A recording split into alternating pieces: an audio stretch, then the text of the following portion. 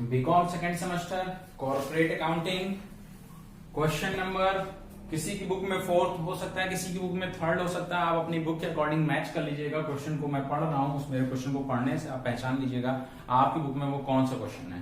Question थोड़ा सा बड़ा था, सॉल्यूशन मतलब जो इसमें किया गया, अभी तक आप जो कर रहे थे इंटरनल रिकंस्ट्रक्शन में आप कर रहे थे क्वेश्चन को जनरल एंट्रीज तक ही बना रहे थे। इस क्वेश्चन में जनरल एंट्रीज भी बनाने के लिए कहा गया है, साथ ही साथ आपको बैलेंस शीट भी बनाने के लिए, मेंटेन करने के लिए कहा गया है। इसलिए क्वेश्चन बड़ा था। मैंने बोर्ड को 3 भागों में बांटा है।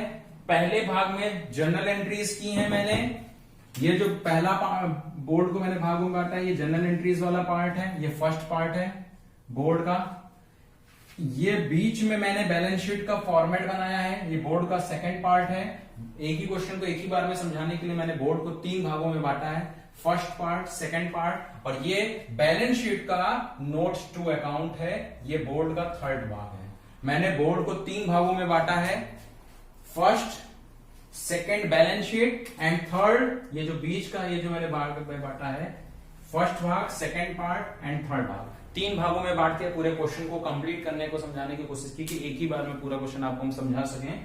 इसलिए ढंग से समझिएगा, मेरी बातों को समझिएगा। हो सकता है कि आपको अमाउंट्स ना समझ में आए, थोड़ा बोर्ड छोटा छोटा लिखना पड़ा है मुझे। मेरे बस मैं बोलूंगा, मैं एक भी वर्ड छोड़ूंगा नहीं, एक भी अमाउंट छोड़ूंगा नहीं, तो बस मैं जो बोलूंगा आप मेरे वर्ड्स को ही समझ लीजिएगा। क्या लिखा पॉज करके या कुछ करके आप अगर नोट्स बना रहे हो तो उसको लिख सकते हैं। ठीक है, चलिए क्वेश्चन शुरू करते हैं। The balance sheet of Arun company limited, Arun company limited वाला क्वेश्चन है, आप अपनी बुक में देख लीजिएगा कौन से नंबर पे है। Sold as follows on 31 March 2015। Balance sheet आपको क्वेश्चन में दी हुई है, इक्विटी एंड लायबिलिटीज करके बैलेंस शीट दी है। Share holder fund authorise capital दे रखा है 10,000 इक्विटी शेयर, 6%, 10,000 प्रेफरेंस शेयर्स दे रखे हैं 100 रुपीज ईच। फिर इशूड एंड सब्सक्राइब कैपिटल दे रखी 6,000 इक्विटी शेयर, फुल्ली ऑथराइज था 10,000 इक्विटी, 10,000 प्रेफरेंस, और इशूड एंड सब्सक्राइब है 6,000 इक्विटी, 6,000 प्रेफरेंस। ठीक है, 6% वाले हैं। प्राइमरी एक्सपेंसेस दे रखा है -15,000, प्रॉफिट एंड लॉस दे रखा है 1,85,000। आपका प्राइमरी एक्सपेंसेस लायबिलिटी साइड में भी किसी किसी क्वेश्चन में माइनस करके दिया होता है, किसी किसी क्वेश्चन में एसेट साइड में नीचे दिया होता है। तो आप अपनी क्वेश्चन अपनी बुक के अकॉर्डिंग देख लीजिएगा, प्राइमरी एक्सपेंसेस लायबिलिटी में माइनस में लिखा हुआ है या फिर एसेट साइड में नीचे लिखा हुआ है, आप देख लीजिएगा। करंट लायबिलिटीज दी हुई है, क्रेडिटर्स दे रखा है, बिल पेबल दे रखा है, एसेट्स आपका दे रखा है, नॉन करंट एसेट दे रखा है, करंट एसेट दे रखा है। पूरा क्वेश्चन ऐसे आप पढ़ लीजिएगा। बैलेंस शीट खत्म होने के बाद नीचे क्वेश्चन जो लिखा है वहां से हमारा क्वेश्चन शुरू होता है। The following scheme were finally accepted and sanction by the court. इन्होंने इंटरनल रिकंस्ट्रक्शन के लिए कोर्ट में अपील की थी, इन्होंने एप्लीकेशन दिया था और उनसे रिक्वेस्ट की थी कि हमें इंटरनल रिकंस्ट्रक्शन करना है, उसके लिए हमें अप्रूव किया जाए, जो कि कोर्ट ने अप्रूव किया है। क्या अप्रूव किया है? पहला पॉइंट लिखा है preference share were to be reduce by 25 rupees each. Preference shares को रिड्यूस बाय का मतलब आप समझते हैं ना, सब बाय का मतलब होता है उतने रुपए से कम हो रहा है। जैसे 100 रुपीज का है तो 100 रुपीज में रिड्यूस बाय 25 रुपीज, मतलब 100 में से -25, आपके शेयर की कीमत कितनी हो जाएगी? 75 रुपीज हो जाएगी।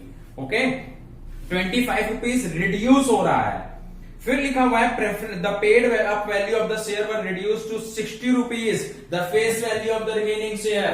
ठीक है, आपके क्वेश्चन में लिखा हुआ है रिड्यूस प्रेफरेंस इक्विटी शेयर की वैल्यू दे रखा है reduce to 60 rupees each, the face value remaining है द सेम। अब इस क्वेश्चन में देखिए प्रेफरेंस शेयर के आगे बाय वर्ड लिखा हुआ था, लेकिन इक्विटी शेयर के आगे टू वर्ड लिखा। इतने रुपए से रिड्यूस किया गया 100 रुपए की कीमत को अगर 60 रुपए रिड्यूस किया, रिड्यूस टू 60 रुपीज, मतलब कितने रुपए रिड्यूस हो रहे हैं? 40 रुपए। इसमें माइनस करके बताया है कि 100 रुपए का था। 100 रुपीज में से अगर इसमें बोला, पहले वाले में केस में बोला रिड्यूस बाय, 100 - 25 कितना आया? 75। ये देखिए 100 - 25 75 हो गई कीमत। सेकंड केस में इक्विटी शेयर्स के लिए बोल रहा है रिड्यूस टू 60 रुपीज, तो 100 रुपए वाले अगर 60 रुपए के हो गए तो अब कितने रुपए के हो गए? 40 रुपए के हो गए। तो ये देखिए 60 रुपए का। रिड्यूस टू का मतलब है वो आपको माइनस करके बता रहा है, और रिड्यूस बाय का मतलब होता है आपको माइनस करना है। ओके, फिर क्वेश्चन में अब हम आगे क्वेश्चन पढ़ लेते हैं। क्या लिखा हुआ है? The amount made to available by reduction, ये तो एसेट्स को राइट ऑफ करने की बात करा, ये बाद में बात करेंगे। जनरल एंट्रीज में मैंने बताया था जिन जिन एसेट की रिड्यूस हो रही है तो वो उन चीजों को लिखते हैं। जब प्रेफरेंस शेयर की वैल्यू रिड्यूस हो रही है और इक्विटी शेयर की वैल्यू रिड्यूस हो रही है। प्रेफरेंस शेयर की वैल्यू कितने रुपए रिड्यूस हो रही है, क्वेश्चन में लिखा है प्रेफरेंस रिड्यूस हो रहा है बाय 25 रुपीज, 25 रुपीज में रिड्यूस हो रहा है। तो प्रेफरेंस शेयर्स हमारे पास कितने थे 6000, ये 1,50,000 कैसे आया, 6000 प्रेफरेंस शेयर थे और कितनी वैल्यू रिड्यूस हो रही है 25 रुपीज। 6000 प्रेफरेंस शेयर की वैल्यू 25 रुपीज रिड्यूस हो रही है तो कितने रुपए प्रेफरेंस शेयर कैपिटल में जाएगा 1,50,000। और इक्विटी शेयर्स भी हमारे 6000 थे, लेकिन यहां मैंने भी आपको दिखाया है, यहां पे हमने रिड्यूस निकाला था, कितना आया था 25, और यहां 100 की कीमत 40 हो गई तो यहां रिड्यूस कितना आया था 40। हमारे प्रेफरेंस शेयर रिड्यूस हो रहे थे 25 रुपीज में और इक्विटी शेयर रिड्यूस हो रहे हैं 40 रुपए में। 100 रुपए वाले अगर 60 रुपए के हो गए तो कितने रुपए कम हो गए 40 रुपए, 40 रुपए कम हो गए 6000 इंटू 40, 2,40,000। टोटल हमारी कैपिटल रिडक्शन कितनी होगी 3,90,000। Preference share capital account debit, equity share capital account debit to capital reduction 1,50,000, 2,40,000, total amount हो गया 3,90,000। नरेशन देखिए, being the reduction of 25 rupees per share on 6000 preference share, बता रहे हैं 25 रुपए रिडक्शन हो रहा है प्रेफरेंस शेयर पे, 6000 प्रेफरेंस शेयर पे, और 40 रुपए 6000 इक्विटी शेयर पे रिडक्शन हो रहा है। Being the reduction of 25 rupees of preference share on per share on 6000 preference share and 40 rupees on 6000 equity shares, ये हमने एंट्री कर दी। मैंने आपको बताया था जो हमारी कैपिटल रिडक्शन होती है उस कैपिटल रिडक्शन को कैसे सॉल्व करते हैं, कैसे एडजस्ट करते हैं। क्वेश्चन में आगे लिखा हुआ है जो कैपिटल हमारी रिड्यूस हो रही है वो इस तरह से रिड्यूस हो रही है। Available by the reduction were utilise to write off, कहां यूज किया जाए, write off 40,000 rupees from machinery. ये जो कैपिटल रिडक्शन है इसको कहां से एडजस्ट करना है, मशीनरी से कितना रुपए एडजस्ट करना है 40,000 rupees.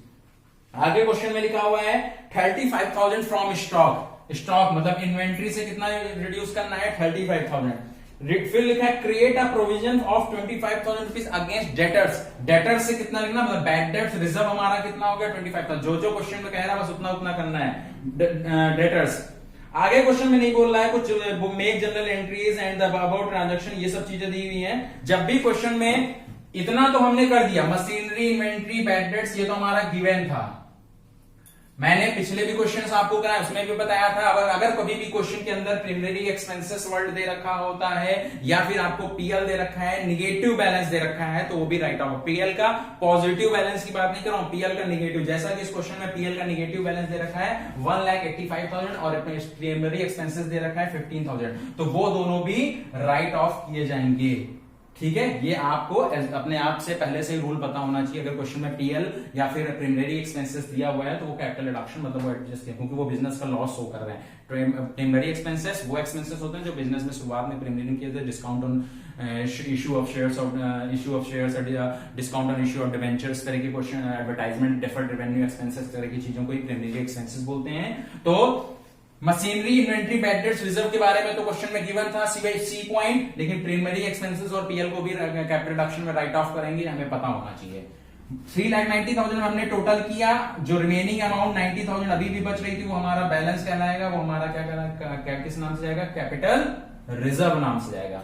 Being the amount of capital reduction, use of write off fictitious assets and loss, मतलब कैपिटल रिडक्शन की अमाउंट को आपने कहां पे यूज किया है, फिक्टिशियस एसेट्स को और लॉसेस को राइट ऑफ करने में यूज किया है, and balance transfer to capital reserve. Okay, यहां तक मैंने आपको जर्नल एंट्री समझा दी है। अब मैं आपको बैलेंस शीट बनाने जा रहा हूं। बैलेंस शीट में आपको करना कुछ नहीं है, वैसे तो आपको एमसीक्यूज वाले क्वेश्चन पेपर में आने, लेकिन आपको पूरा क्वेश्चन इसलिए बताया जा रहा हूं कि आपसे कोई भी छोटी सी चीज पूछ जाए, कैपिटल रिजर्व का आंसर पूछ लिया जाए, आपसे कैपिटल रिडक्शन का आंसर पूछ लिया जाए, आपका प्रेफरेंस शेयर का आंसर पूछ लिया, कोई भी चीज का आपका आंसर पूछ लिया जाएगा, तो जब आप पूरा क्वेश्चन सॉल्व किए होंगे तो आपको आसानी से सॉल्व करने में, एमसीक्यूज को टिक लगाने में आसानी होगी, इसलिए आपको कंप्लीट क्वेश्चन समझा रहा हूं मैं। बैलेंस शीट भी आपको बनाने को नहीं आएगी, लेकिन बैलेंस शीट को मैं पूरा फॉर्मेट के अकॉर्डिंग इसलिए समझा रहा हूं कि आप छोटी सी छोटी बारीकियों को भी समझ जाएंगे, तो आपसे जब बड़ी चीज को जब पूरा कंप्लीट नॉलेज होगी तभी आप एमसीक्यूज को सॉल्व कर पाएंगे। इसलिए मैं आपको पूरा बैलेंस शीट भी आपको सॉल्व करके बता रहा हूं। ठीक है, बैलेंस शीट में करना कुछ नहीं है, क्वेश्चन जो दिया हुआ है बस क्वेश्चन के अकॉर्डिंग पहले हम बैलेंस शीट का फॉर्मेट जैसा क्वेश्चन में दिया वैसे ही फॉर्मेट पूरा बना देंगे। बैलेंस शीट में फॉर्मेट में देखो दिया हुआ है क्वेश्चन नंबर 3 के जो भी हम लोग क्वेश्चन कर रहे थे, और equity and liability, share holder fund, authorised capital 10,000, equity shares of 100 is 6%, पूरा बैलेंस शीट जैसे दिया हुआ था वैसे ही बनाने के लिए पहले क्या कर लेते हैं, हम नोट्स टू अकाउंट बना लेते हैं।